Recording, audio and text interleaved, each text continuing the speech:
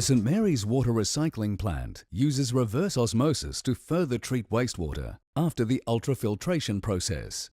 Reverse osmosis membranes are constructed from a membrane flat sheet. It is comprised of 3 layers: a polyester fabric support base, a microporous polysulfone layer, and a 0.2 micron thick polyamide barrier layer. The polysulfone layer strengthens the very thin barrier layer. It is the barrier layer that removes nutrients, chemicals, bacteria, and viruses from the water. The membrane flat sheet is combined with a sheet of feed channel spacer. This provides turbulence and creates space between the membrane sheets for the feed water. A sheet of permeate spacer is added to the membrane sheets and feed channel spacer. This enables the final recycled water product, or permeate, to flow evenly across the entire membrane surface, even under high pressure. The back of the membrane is completely sealed to the edges of the permeate spacer.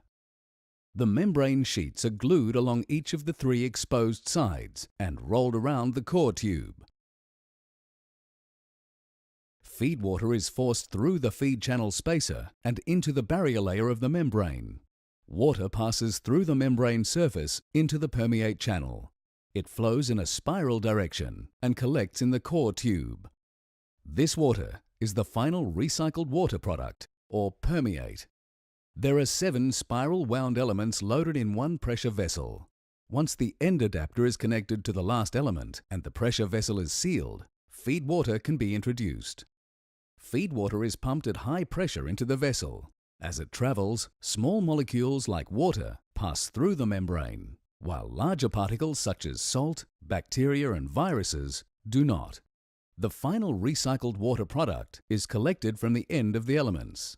The concentrate or reject from that vessel flows to another stage, producing more recycled water. At St Mary's, there are 6 reverse osmosis treatment trains, each with 3 stages. This design produces the highest amount of recycled water with reduced concentrate waste. Stage 1 has 52 pressure vessels, Stage 2 has 24 pressure vessels, and Stage 3 has 12 pressure vessels. 58 million litres of feed water enters the reverse osmosis system on a daily basis. As the feed water passes through each stage, more recycled water is extracted. 65% of recycled water is extracted at Stage 1.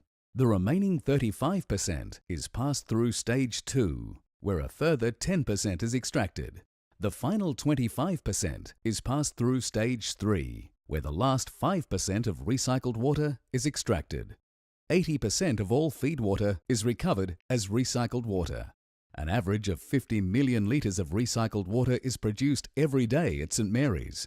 The remaining concentrate contains so much salt and impurities that to recycle it would not make economic sense.